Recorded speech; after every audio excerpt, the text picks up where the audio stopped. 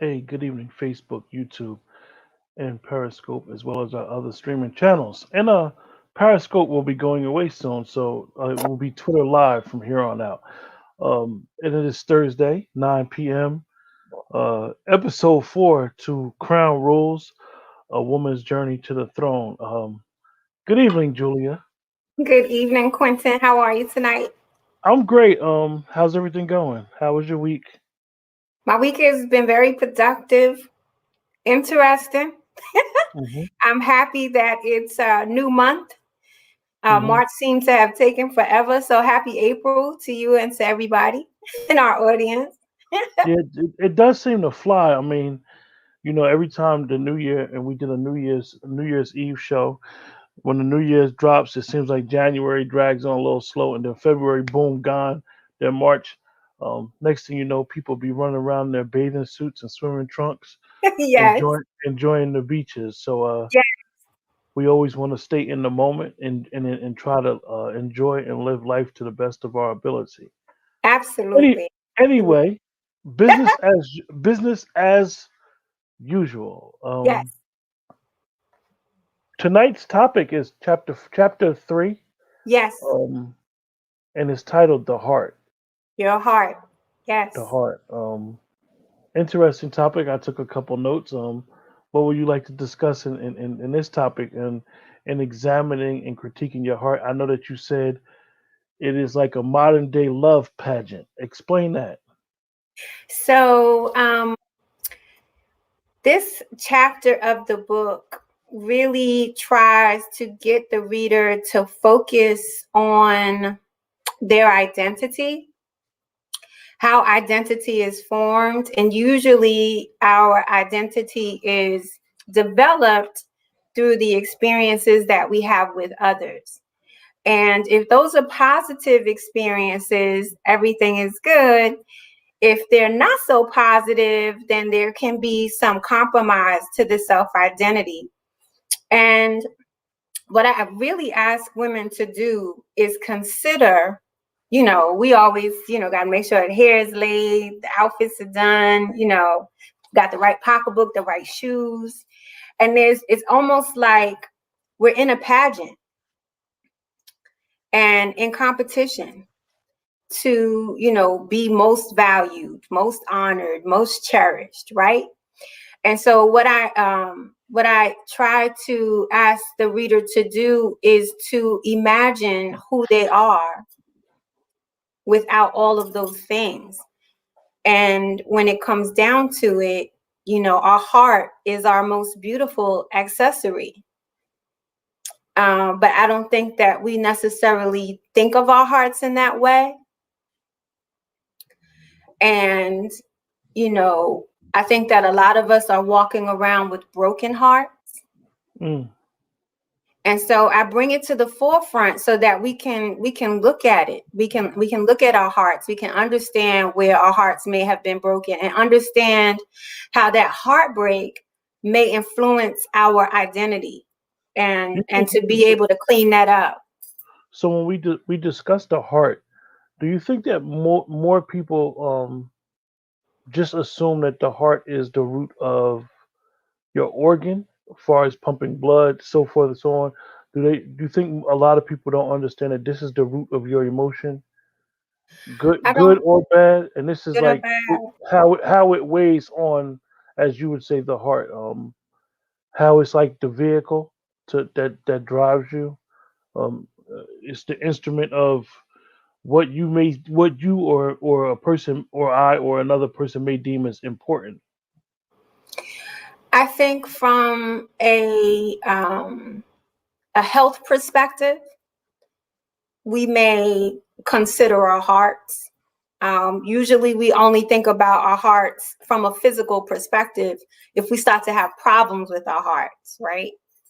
Like high blood pressure, and those kinds of things. Or if we exert too much energy and our blood pressure rises, or if we have high blood pressure, that's the time that we tend to think of our hearts Hmm. most. But I don't think that we always think about what contributes to those physical ailments. Usually when you look up like the number one cause of heart disease, it's like smoking, um, diet, exercise, etc. But for me, there's something that happens before the smoking. There's not something that happens before the diet, and there's something that happens before the lack of exercise. And I really believe that that lives in the heart. That's where we hold our emotions. Hmm. And if we don't have those positive emotions there, it affects our physical body. Yeah, you spoke of that. You said poor self-esteem leads to poor choices. Yes, Positive self-esteem speaks to positive choices. yes. But explain that in detail. I know it's self-explanatory, but a lot of people may feel like, I don't have poor self-esteem. When they're assessing, because just to give the chat an explanation of the book is, the book literally is a self-help book. You can't read it like a lot of other books, like in third person, so to say. So you really have to examine yourself when reading the book and going over the exercises that you laid out in the book. So a person may feel like, what is she talking about? I don't have self esteem issues, but I do make poor choices. Um, so can you like to explain that in some detail if you can? Sure. Actually, I like to use, as a point of reference, I like to use a discussion that I saw in a chat this week on Facebook. There was a gentleman who was posing the question to everyone in the group. He was saying that, he was with a woman. He said it wasn't him, but he said he was with a woman who was very attractive, and that he spent a lot of his time, trying telling her that she was beautiful, trying to convince her that she was beautiful, and that she kept seeking validation outside of herself, and that he didn't. What should he do in that situation? And everyone in the group was saying she has low self-esteem, and he just couldn't understand that because of how he was looking at her external appearance. And with the The good job, the good looks, life look like it's well put together. Everything got it going on, and this is where you talk about that sometimes we have these things as a validation on who we think we are, but it's not really who we are. It's not really who we are. Um, there are plenty of people, not just women, but men also, who present, as if everything is well. And in looking at them, you would perceive, oh, they have it all. I want to have what they have, but in their quiet time, what are the issues of the heart that they're dealing with? And it's very easy. I think the things like the car, clothes, the house, you know, money, even job status, all of those things can kind of hide what's happening in the heart. And, if you're not feeling that great about yourself, it is going to lead possibly to some poor choices. So my goal is to have look at what's happening with our hearts, make sure that we take care of that, so that we can make good choices to protect it. So that's the question we ask in the chat. How do you protect your heart? What are the ways that you protect your heart? Um, we know that a lot of us put a lot of passion and effort, and we're not just talking about relationships. I know a lot of times when we talk about love, a lot of people try to switch it to relationships, um, or nuclear relationships, so to say. We're talking about the relationship that you may have with your family. We're talking about your relationships that you may have with your coworker, your siblings. Sometimes you have to do what you have to do to protect your heart. At the end of the day, like I said, Julia's book is written as a self-help book. So it's all about self. This is the time when you see yourself on your journey, as we say, to the throne, and reestablishing your crown. You have to be selfish. You have to be selfish in your journey. So what are you doing? The question we asking is, what are you doing to protect your heart? One of the questions I ask in the book is, what if everything is not as it seems? Yes. Good Yeah, evening, Nicole. Nicole, it's interesting that you said that because I actually told a coworker that today. Um, so Nicole, we ask you, what do you mean like everything is not what it seems? When as a woman going through her journey, when you're reestablishing yourself or reclaiming, we always got to remember that we're all reclaiming our crown. Um, Yes. in reclaiming your crown, what are you doing to protect your heart? What are you doing? T. Lachelle said, I'm diverting my attention, my focus to my business. And that's good. You can get some fulfillment from that. One of the things that, I try to speak to my friends about who I know are in business is, make sure one of the things that the Bible says is like creating me a clean heart. Mm. And to me, if it says creating me a clean heart, it means that we are going to have experiences that might harden our heart or might make our hearts a little murky, and the when I studied the little bit that I did study about, the heart and its influence on our emotions and all those other things. The heart is shaped like a fist, which means it's supposed to be strong. But as it encounters like damage, there's fluid that builds up around it, so it weakens it a bit. T. Lachelle said, I know it may not be healthy, but my money won't break my heart. That's Absolutely. right. Absolutely. I know, Julia, I know that you speak about, and we asking anybody in the chat, um, usually we don't speak about belief systems or religion. But if you, whatever your belief system or religion is, when it references the heart, you're more than welcome to share that and your experience of, like we say, taking care of your heart and protecting your heart. Julia just spoke about the Bible and coming forth and having a clean heart. I know in Islam it says that Allah will not change the condition of a people till they first change what is in their hearts. And coming back to Allah with having a pure heart. This is another verse in reference to it, and being careful because we always know that in the book Julia explains these levels and chapters, and the reason why they're placed at a certain point is that having that clean heart and understanding what you need to do to make sure and protect the heart, you can't have that bitterness. You have to be right. Nicole said, I'm careful who I allow into my life or who I entertain. Absolutely. Absolutely. Ain't nobody got time. Ain't nobody got time. I think, one of the things that might be unfortunate for us is that we're not taught to protect our heart, not in that way. And so, because we're not, we might have all of these experiences where, majority of them hopefully are positive, but we might have those experiences where our heart might be broken. And as our heart is broken, our thinking and our behavior changes, because then we start to learn, okay, I have to protect my heart. And the reason why this is in the book is because some people will take a very positive and proactive approach towards protecting their heart, like Nicole said, being careful and selective about who she chooses. But some people put up a wall to protect their heart. And my feeling is if you don't let anything in, then you also cannot let anything out. So it's just like it's important to have that tough skin, but also to allow yourself the freedom to love yourself and to be open.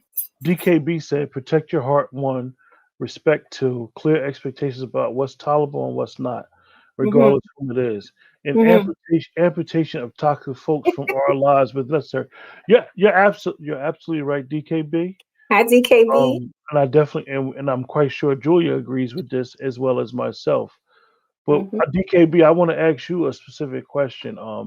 What are you doing to protect your heart every day? I don't know specifically who you are, but as someone always in the chat, and we appreciate your support. What do you do every day to protect your heart? Maybe from your mate, your family, your job, um, toxic people that may be outside. Because a lot of times, toxic people don't know they're being toxic. They think they're being healthy, and they may Mm, be healthy. They may be healthy to them, but right, they may be toxic to you because you could right. have some stuff. You could be doing your cleanse, and we all talk about an emotional cleanse, a spiritual cleanse, a physical cleanse. But you could Hmm. be going through your emotional cleanse, and everybody that's in your circle could be toxic to you during your cleanse. So Right. we ask, everybody in the chat. This is why we asked everybody in the chat. What are you doing to protect your heart? We know, like Nicole said, you can avoid certain people, but now you're dealing with the best friend. That's the coworker. Mm, We all got our friend at the job that like, yo, this is my friend. We work well together. We think alike when it comes to business. But you going through your cleanse where you trying to get right. You know something uneasy in your soul because we explained it. The heart is the root of the car. So when you're going through your journey of, I got to get right. I got to get right. Everybody goes through fast. I know a lot of people just went through fast Lenten season. during Lent until Easter. I know that Ramadan's coming up for the people that practice the Islamic faith in 2 weeks. So when you're going through that fast is not just a physical fast, it's more of a spiritual, emotional fast. So Mental. you ain't gonna sit there and tell your husband or your wife, yo, you, You yo, being toxic. yo, you toxic. Yo, you toxic. You have been married for 15, 20 years and you telling your wife or your husband, yo, you toxic as hell. And that's the difficult thing, right? You have to, I think sometimes you have to measure and you have to balance who's important to stay and who's necessary to go. There's a saying that goes, everybody can't go with you. And I don't think a lot of people put meaning behind that. But to me, what that means is that when you're in a particular mindset or emotional state, you may not see the toxicity that's around you, or you may not on a timeout on knockoff. Hey, what's up, Cal? Friend Calvin said hello. Yeah, Nicole, you're right. Sometimes you gotta put people on knockoff. Um, but remember, Nicole, and I'm not disputing nobody on their journey. Those very same people are part of your circle. Yes. Because see, usually, you know how they say you have to be broken first before you're fixed. Everybody assesses their self differently. So you may feel like, you know what, I'm cursing too much. Maybe I need to stop watching so much of these particular shows. Now you start to detox from these shows. But this has become routine in your household. It might be your best, like I said, it might be your best friend at work. Y'all talk about a specific show. Your mother, your father, your brother, your mate. This is y'all routine talking about this show. But you realize that this show is making you curse a lot. So you may not want to use foul language. Like I said, you're not going to tell that person they're toxic, but No. they may come to you. Well, you know what I was watching on the. For example, I know me and Julia both love The Wire, and Julia watched The Wire twice a year. So if I be like, Julia, remember the scene, such and such, such and such, such and such, and she could not be there. She could be doing some gutting of some emotions right now, and she could be like, she can't be like, Quentin, you toxic. No, it's a matter of choice and preference. I mean, it's okay. A person is not toxic because they have different beliefs than you do, or because they handle situations different than you do, or because they speak different than you do. A person is toxic when they're harming you. So if you have different things that you like or different things that you enjoy, and a person that's in your circle may like things that you may not agree with, you can have that conversation. Like, I'm not into that right now. I really don't want to talk about that right now. This is what I'm into. And then you can find other things that you enjoy together, T. but they don't Lachelle have to be said, cut off. T. Yeah, It's biblical. When T. Jesus Lachelle went up said to, it's biblical. Mhm. Go Go ahead, ahead, Quinn. I'm go ahead, sorry. Jules. There's a delay. So you She said go. it's biblical when Jesus went up to the mountain with the disciples, he left the multitude behind because he was taking the few to their next level of faith. That's what I'm saying. Like when they say everybody can't go with you, it's when you're in the multitude, for example, you're doing what the multitude is doing. And at the moment that you decide that you want something better for yourself, or you're moving to that next level, or you want to create more with your business, the people who were supporting you at this level may or may not be able to support you at your next level, right? And so it's important to be able to identify, okay, who's going to this next level, or who can be with me on this next level, who's aligned to my thinking, who's aligned to the way that I want to protect my heart, and kind of look at those things, and then, have those conversations. It doesn't have to be, brutal. Yeah, it kind of Tila Shell speaking about his biblical. It reminded me of a conversation that me and Sister Dozier had yesterday. My sister Doza. Yeah, never again. So, so I was sharing with Quentin how I was attending a church, and the pastor there was very gracious, and they offered me an opportunity to deliver a speech on a scripture, and the scripture was about Sarah and the fact that she couldn't have this baby, and that she gave another woman to her husband so that they could have a baby, and that she didn't have a baby until 100 years old.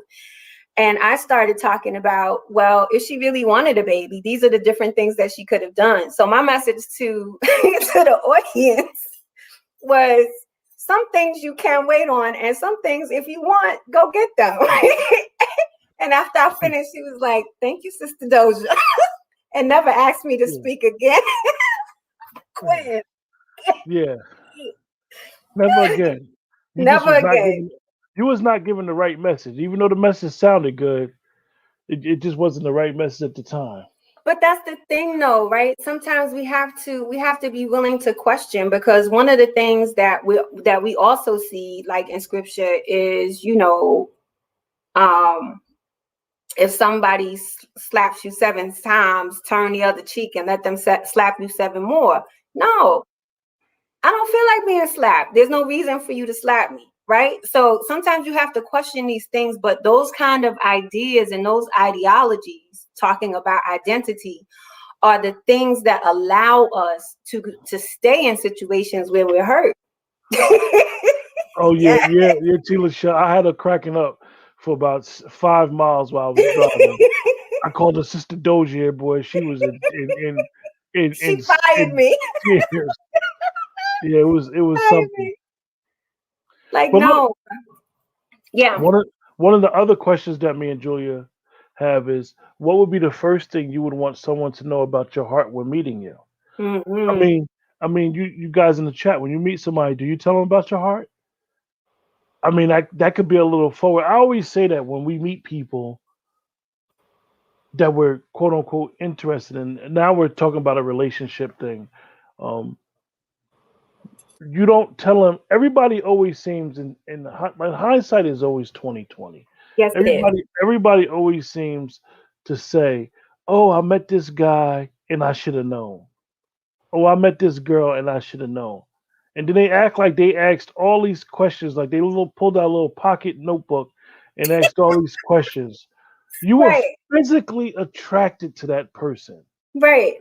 physically, and you were physically attracted to them so much so that you just ran through the signs. So I always believe that for me, I always try to tell people to knock it off and stop blaming the person for being who they were and start looking at yourself, because I know you don't like the word Julia. You were the picker, and Mm. you chose that person. Um, so what would be the thing? What would be the first thing you would want someone to know about your Your heart heart. meeting you? Would you tell somebody about your heart, like, my heart been broken, and would you tell them your heart been broken from your father, your mother, your siblings, your family, or would you just go into past relationships? Because if you met a guy and be like, "Yo, my heart was broken from my family. I'm estranged from my family." that may push someone away, It might. or it may push them to you. So would you tell them that? Okay, Tila Shell said a very interesting question. She said, "Everyone's heart is fragile. Everyone's heart has been through trauma. You're not Only, the only only is this one one. to get your heart broken."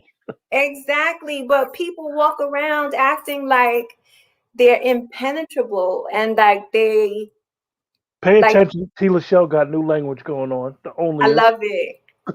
Only has been in our diction for a while now. But um people walk around like they're they're not vulnerable and they're not fragile. And I think that that is definitely a problem because we are fragile. We're worth being protected and nurtured. We are very fragile. Some of the most some of the most fragilest people are the most drivenest people as well. Absolutely. I mean, because what drives them is to not show how fragile they are. So they'll show the outside strength. You'll think they're career driven. You think they're motivated. But inside they're hurting because they're missing something else that makes them feel like we talk about. Well, sometimes they get fulfillment from that they're not able to get from people. Mm, say that again, please.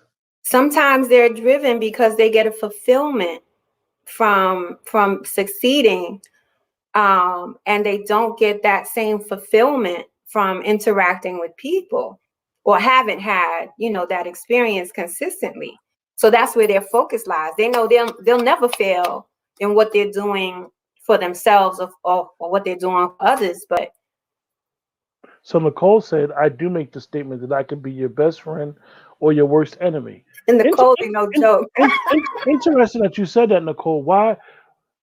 And I'm not questioning how you feel and how you move about on your value system. I'm never questioning nobody when we do our shows. It's just to try to get a better understanding of the perspective. Why would you want to be someone's worst enemy, Nicole? Think about that. Gina Storm said, "Fragile and strong. That's me." But What? yes, Explain your fragility. Why do you think you're fragile, Gina? What makes you believe that you're fragile? When everybody on the outside could see or believe that you're strong, they see your strength, they see that you motivated, they see your energy that you bring. What would make you think that you're fragile? I love that she says that she's both. Because who said we had to be one or another? But I would love to hear her answer. Hi, Gina Storm. And and Julia, that goes back to the quote unquote stereotype that a black woman always has to be strong. And they could never show that sign of fragility and being emotional and being transparent and saying to their significant other, saying to their best friend, saying to their coworkers, like, "Look, I'm weak, yo. My I, heart is I'm, my I'm heart weak. is hurting. I'm weak today. We got just like rapid fire now. Okay, Okay. we got a couple things, and we got our brother in here. There we go.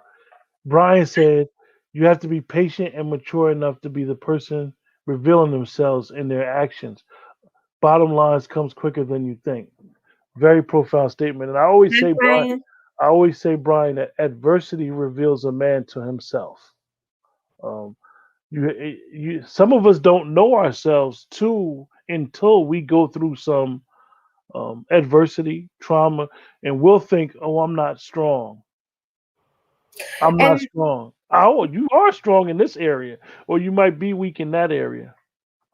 that's the thing that I hope to allow the reader to get to in this chapter is that we have the perception, all of us, that we have to show up as if we have it all together. Now, I'm not saying that we have to show up acting like we're weak and falling apart.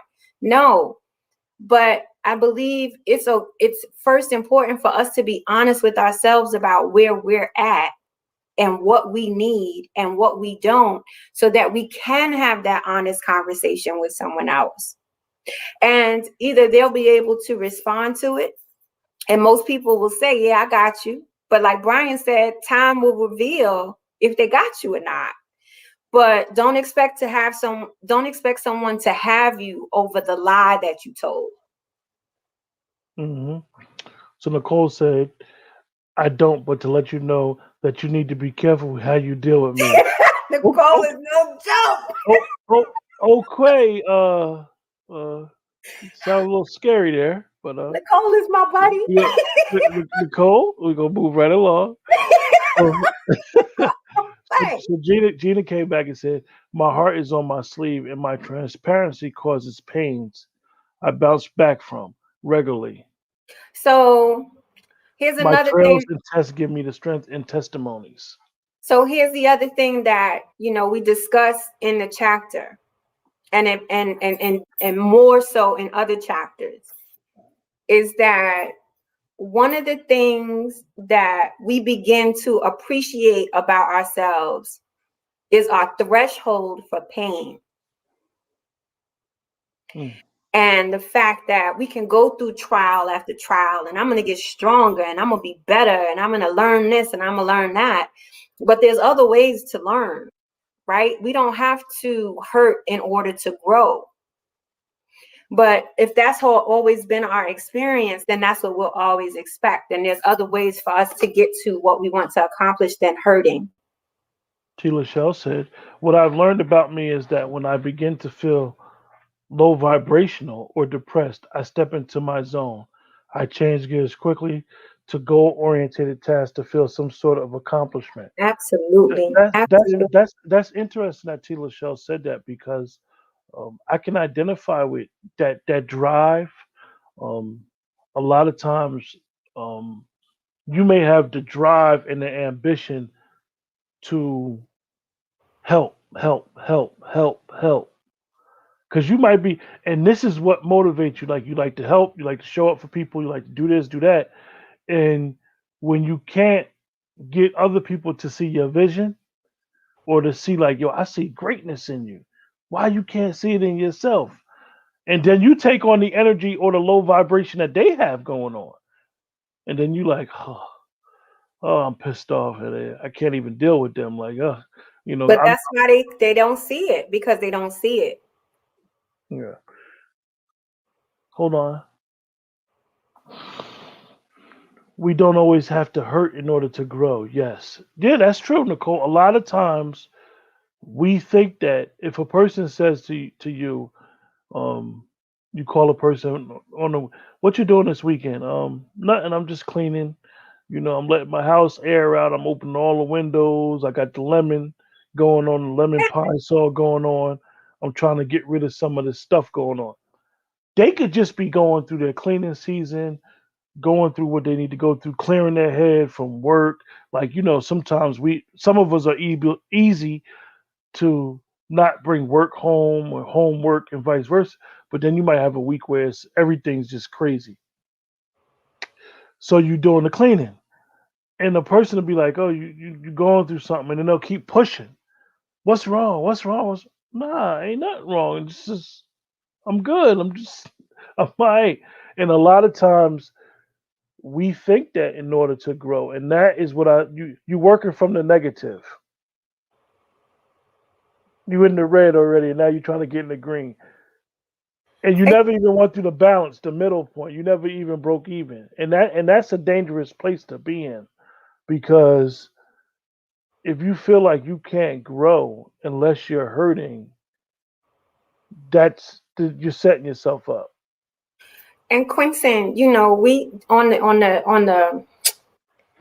the topic of relationships, people will see, like you said, they'll be attracted to the physicality or whatever else that they're attracted to in that person, and they'll see that you know maybe not everything is not adding up, or there might be a potential in the future that there will be a problem. I personally believe that people go forward with it because of the past experiences that they have where it didn't work out and they were able to heal themselves from it. They have this idea in their mind that, if it doesn't work out, then I'll just go through my process of getting myself better again. But you can't every heartbreak is not the same. So if you see that there's a potential for harm to your beautiful heart, protect your heart. What are In, you proving by going in, forward? in the book, for those in the chat, Julia wrote exercise. It's the Yes. fourth. It's the fourth exercise. Yes. 9 points to the fourth exercise. What Yes. What do you think about your face? What do you think about your hair? What do you think about your body? What is it that you are wishing was different about you? Hmm. What do you wish? What do you wish these things were different? How Right. would you? How would having the ideal outer appearance benefit you? Are Mhm. these things are these things that are about you personal appearance that you can change? If there are things that you cannot change, how do you feel about those things that will remain the same? And what if you were perfect according to the standard That you you have created in created your in own your own mind. mind? And that's something because like you said in the beginning of the chapter, and we didn't discuss it and we could discuss it now, is that poverty stage. Explain that and explain um what you meant and why'd you place that in the book. So in the book, I talk about the harms of poverty. And one of the things, or a few of the things that I know about poverty from observing it, from attempting to study it, is that it can have a negative influence on your self identity, or it can have a positive influence, like those people who are driven. But one of the things that tends to happen in an impoverished environment is that there's some people that have more than others. And so those people who have more than others appear to be on the top of the people that they're basically at the same level with. And that can cause animosity. But it also contributes to the development of your identity, so that if you're the person who has more, your idea of yourself is that you're a better person. And if you have less, then your idea could be that you're not the best person, or that you can't win, or that something happened wrong, that you don't have what they have. And those ideas about ourselves and our value and our self-worth can travel with us into adulthood, so that when we are maybe outside of poverty, we haven't we haven't let go of that mentality of always trying to evaluate where we are on the scale of things. But the reality is like, just like everybody has a unique fingerprint, everybody's heart is unique. And if you evaluate yourself based on your heart and not these other things that are going on outside, you see that you are always the winner, that you're never lacking, that you're Is always it beautiful. is it I'm gonna ask you, do you think that societal norms change all the time? Yes and no. I think that there's always a competition, but we just compete on about different things over the years. Yeah, because and I agree that it's fluid. It's definitely a lot of things that have narratives have changed over the years, good and bad. Hmm. I do think like we had discussed earlier in the week, like who is anybody to call another individual ugly, so to say. I mean, these when you think about the description of the word, or to use this word to characterize somebody, or even its opposite, beauty. Um, who is anybody to say who and who is not beautiful?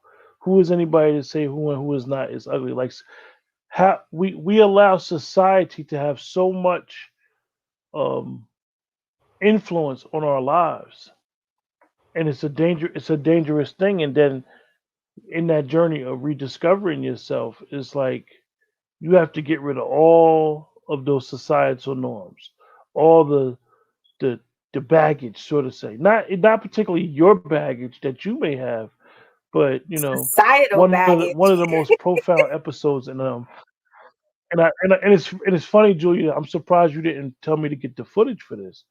One of the Yes. most profound episodes in How to Get Away with Murder. was when Viola Davis, she took off all her makeup and took off her wig.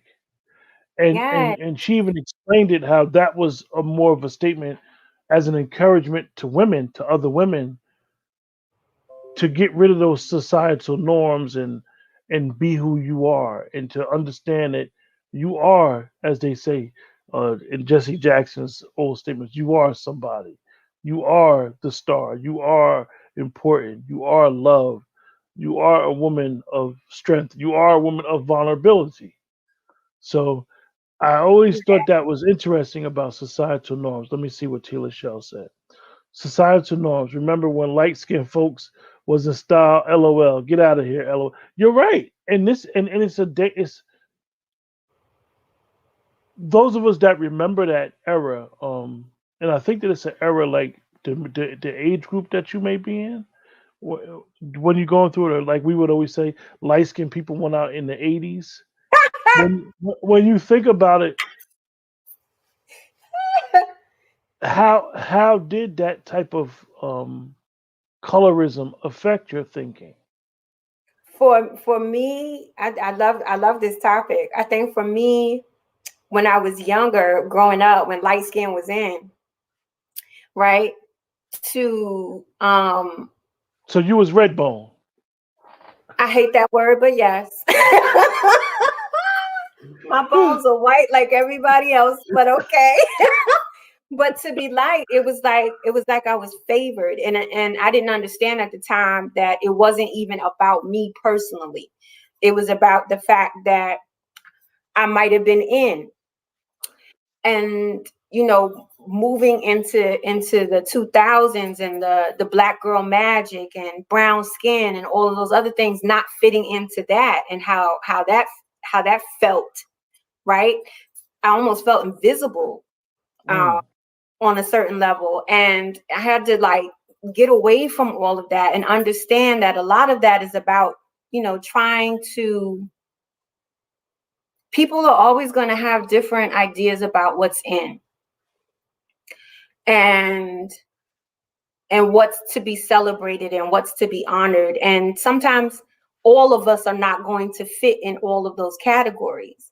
And so to me, it's like important to know that you stand alone. You're not in competition with anyone. mm. You're not in competition with anyone. And whatever is being celebrated at the time, join in on the celebration. Right. I mean, Because it'll be something different in a little they, while. they even talked about that with in the movie Coming to America too. Why Eric LaSalle wasn't in the movie? Instead of just saying, Eric LaSalle is a writer for Chicago PD, they tried Right. to say, well, the light skinned dudes went out in the '80s, even with the Jerry curl, so it was no Right. need for him to be in the movie. Actually, he's working on other projects, but Yes. it's amazing how like just the discovery of who you are, who you were told you are as a child, by your parents. Your mother being basically being the first teacher. Like, are you pretty? Are Did you you even ever ugly? hear that? Are you Are you ugly? ugly? Hmm. I know one of the biggest things, for those of us of a certain age was you got good hair. What's bad hair? I All of mean, these the things. the bad hair had nothing to do with whether your edges break off, because most people's edges didn't break off back then. But and that comes from, it could be hereditary, it could be from perms or whatever a person want to Right. say why a person's edges break off. But I'm Right. saying when a person says good and bad hair is basically talking about the grade of your hair. And then they'll say, "Oh, I got Indian in me." Afraid, Hmm. and it speaks a lot about us, because a person may say they got Indian in them and they don't got no Indian in them. It's just a point of being afraid to be black, being afraid to be a descendant of a slave, being having pride with who you are. You are exactly how you are. I think one of the most profound, beautiful, and ridiculous scenes I have ever seen in a movie was in Spike Lee's what was the movie about college? School days. School Days. Couldn't remember that. But the fight in the beauty parlor between the brown girls and the whole good and bad hair song. It was so it was so deep because it really highlighted how we go back and forth with each other about who is better. And if you believe in spirituality or organized religion, the only thing that's going to be better is the person with the pure heart. So Tila Shell says, in our society, we hear so many things about what is wrong with us that we fail to take those inner intimate moments to celebrate ourselves. You're exactly right. You're And so exactly that's right, Tila Shell. absolutely. And so that's what the question is about. If Yeah, you were Brian.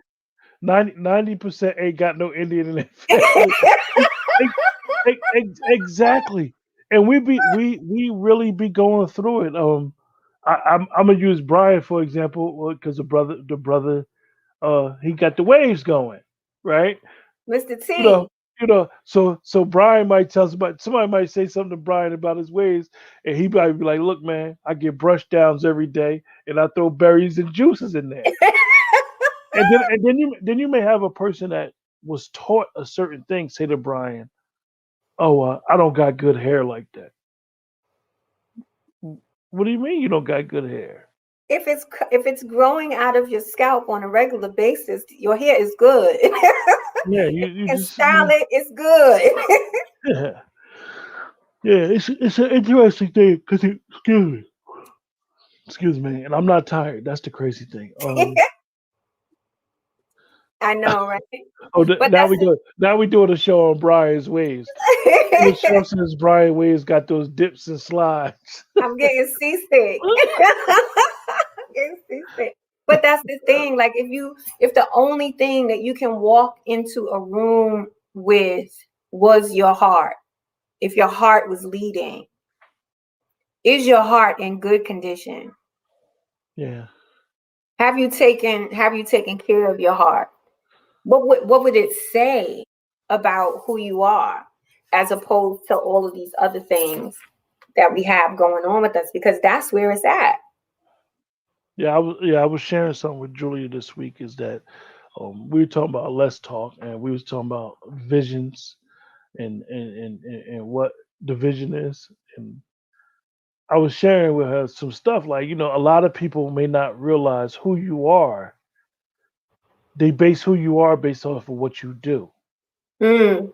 Mm-hmm. And this is a trap that we have in our society is that even dealing with celebrities, we'll think a celebrity is a nice person because of what they show. Definitely when it comes to movie actors on screen, or we think this person is so nice and they got this, that, and third, and they could be the complete jerk outside of screen, and vice versa. They could be perceived as a jerk. And this is what the facade this and sometimes even in our normal lives, and this is when a lot of people say that we're living in the matrix or we're living in a movie as right now. We allow the facade of who we are, like a lot of people, and I know Nicole mentioned it before, about when you meet somebody, you meet the representative. For the first 90 to 120 days, better believe it. Yeah, Brian, 30% Nigerian, 40% Guyana, 30% English. Hey, Brian, all I can say is they don't be wanting to admit that an English style. They'll be, they don't go to ancestry.com and then they find out the colonizer blood all up in them.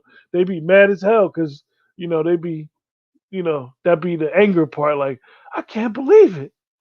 I can't. Well, you believe it. You see, you got a little, you know, lightness to you. Everything ain't a total darkness. So silly.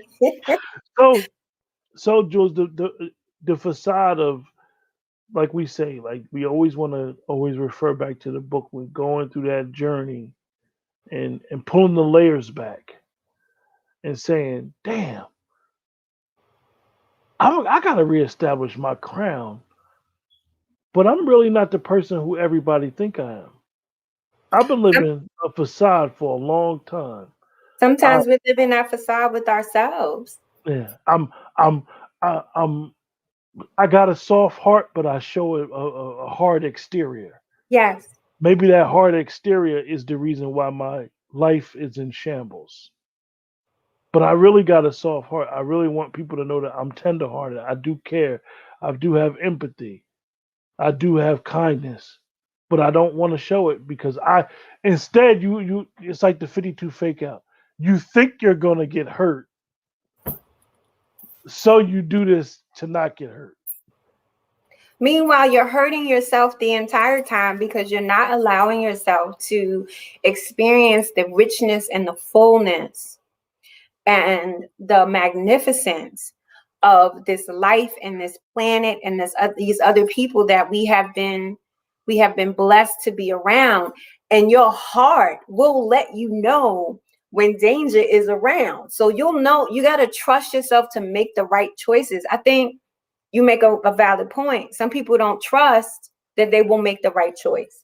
Yeah, it's and you, it because it's so easy, and they always people you always use the analogy of, yeah, when you point your one finger at people, the other three fingers is pointing back at yourself.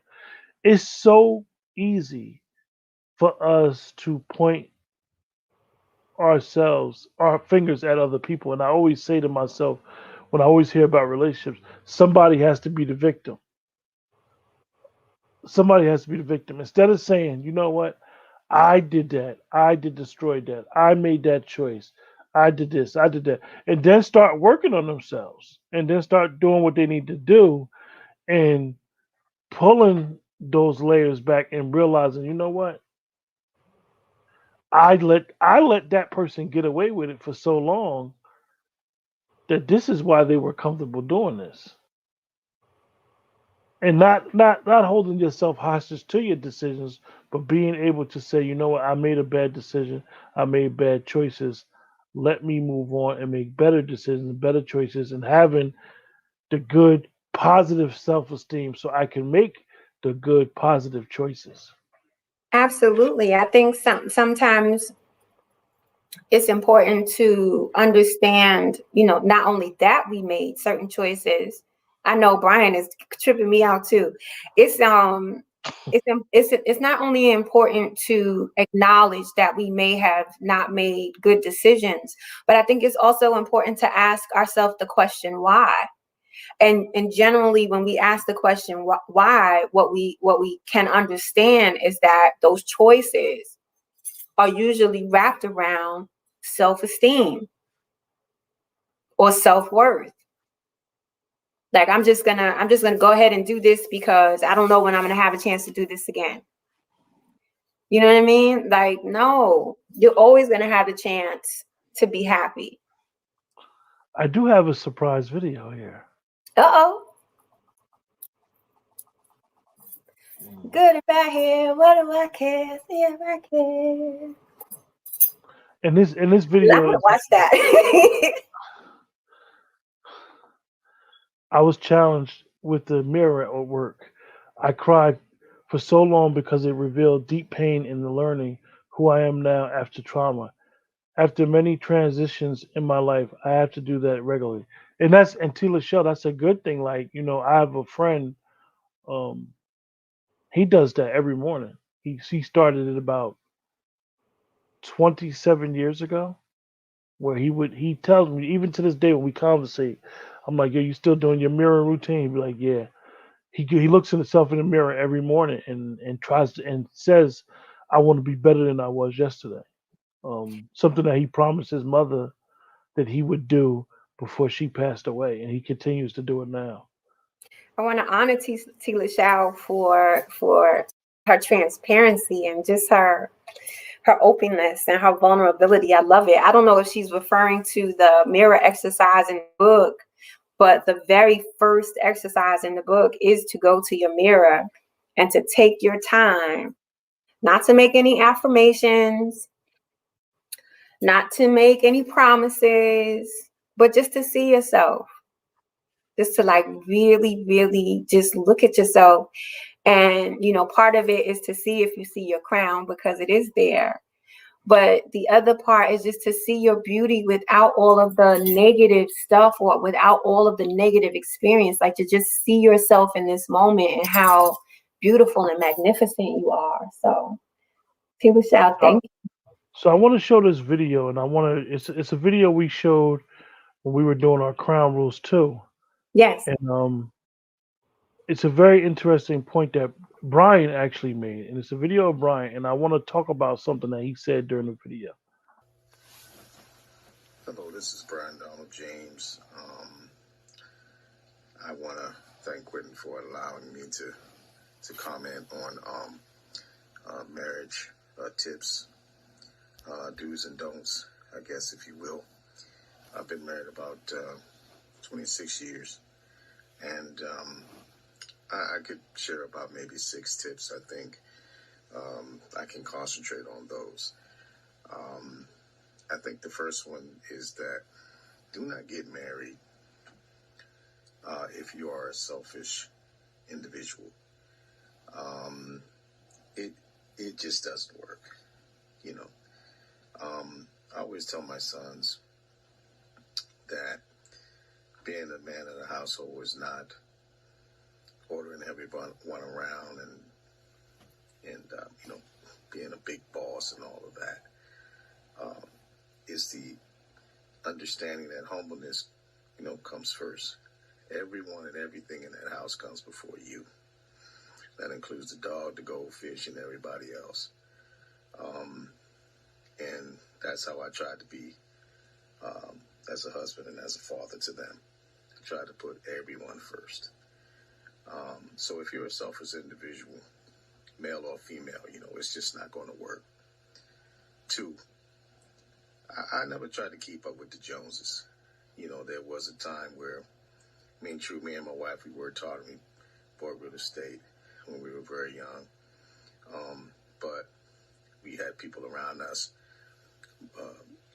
cashing in the real estate rush. I believe it was around 2008 or so, and buying homes that they couldn't afford and taking trips and all of this other stuff.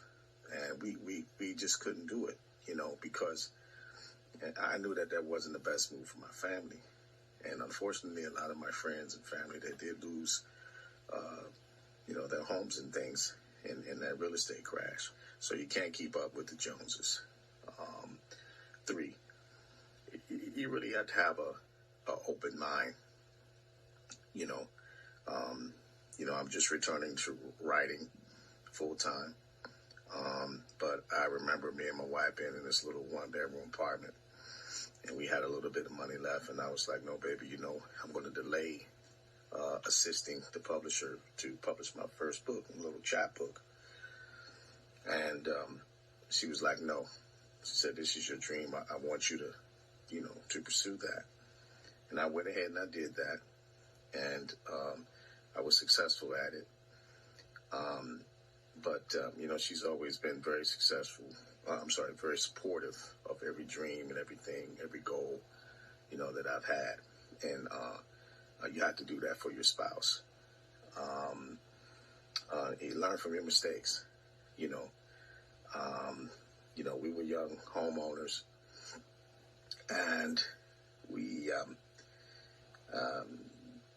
had all this credit, which we quickly ran up, and then we got bad credit and had to dig our way out of that. So it's important to learn from your mistakes, and not to repeat them. And then agree to disagree sometimes. I respect my wife as being an intelligent person, and sometimes we don't agree. That's fine. We can agree to disagree. Sometimes I will still support her even if I don't agree, and hope for the best. And all the crazy schemes that I've had over the years, I suspect that she's definitely done the same, even if she didn't agree. And sometimes you just agree to disagree and leave it alone. No point in arguing and bringing emotion into it and things of that nature is negative energy, you know. Um, and hmm, oh, last but not least, you know, marriage is a choice. Never forget that. Never forget that your wife makes a choice when she leaves out of the house to come back in the house. You know, and that and that's for men as well. You know, it is a choice. never take um, never take your spouse for granted. Um, that's major. That really should be number 1, 2, 3, 4, and 5. You know, never ever um, take your spouse for granted, and you always have to compete. You know, my father-in-law once told me, he was a country man from South Carolina. He said, "Boy, don't stop competing." You know, and I wholeheartedly agree with that. So I hope that if you're considering marriage or if you're married now, that these things will help you. And you know, every day is a blessing, and it takes work. So I think those will be the points that I will concentrate on. Thank you, Yeah, Brian. and like I said, always thanks again, Brian, for that. The point that the reason why I wanted to show that video once again was his last point where he spoke about choices. This is something that we may not understand or hold it. You got choices. You have choices. The person you may or may not be with has choices. Understanding those choices and respecting those choices and knowing that those choices, and it's funny because even speaking about it now, me and Julia had a couple conversations this week and we were talking about choices and boundaries, setting those boundaries early. um, Even when we talk about telling a person about your heart, that's setting those boundaries early. That's letting them know, like, look, I got a choice. I have choices whether I choose to allow you, like Nicole said, to be in my space or to share, like, because you're sharing, you're literally giving yourself to someone. It may not be physically, but you're literally giving someone your time. Reclaim, as me and Julia say, oh, you reclaiming time today? I'm claiming my time. So we got to realize that it's a choice that you do to give yourself to someone else, Your heart. your heart. So we need to be very, very mindful of that. Yes. Yes. Beautiful.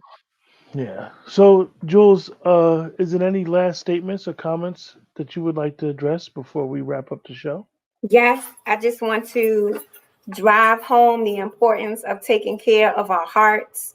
I did some research today and not trying to end on a somber note, but the leading cause of death for Black women is heart disease. And the leading cause of death for Black men is heart disease. So not only diet, exercise, you know, uh, stress management and all of those other things, but also doing our best to try to protect our heart and eliminate further trauma to it. And that comes through the choices that we make. And just remember that your heart is as unique as your fingerprint. And it's the only one that you have. It supports the function in your body, but it also carries your love, your joy, your hurt, your pain. It carries all of that. So just make sure that you take care of it and Yeah, honor it. yeah. And I know that it may appear that Julia is speaking from a medical aspect, but it's not really a medical aspect. I mean, even when you look up this information, if you look on YouTube, you look on Google, It's you there. see the correlation that it has with dealing with the emotions that affect your heart. I mean, they all tie in. I mean, I know one time, you know how like you go to you go to the doctor to get a wellness check, and they may be like, well, you gain weight, and they automatically may assume that you got high blood pressure Right. because being overweight is one of the factors, Right. and vice versa. And then you may be a smaller person who you may have high blood pressure, you may have a bad heart, you may be a person that just is you're a stressor, so to say. And there's nothing wrong with stress. It's called good stress and bad stress. But you may have a bad stressing thing, and you may be doing things that's very harmful for your heart. So in understanding that morsel of flesh that's in between, that's in your breast area, protect it at all costs. Um, so Cherish it. spiritually, emotionally, and physically, and Yes. it's very important. I'm surprised that Julia did not put this chapter first, but I always say she has a reason for it all. And Yeah. with that, everybody in the chat, we appreciate you guys for joining us. And Yes. remember always like, share, and subscribe. With Yes. that, have a blessed night and take care. Mm.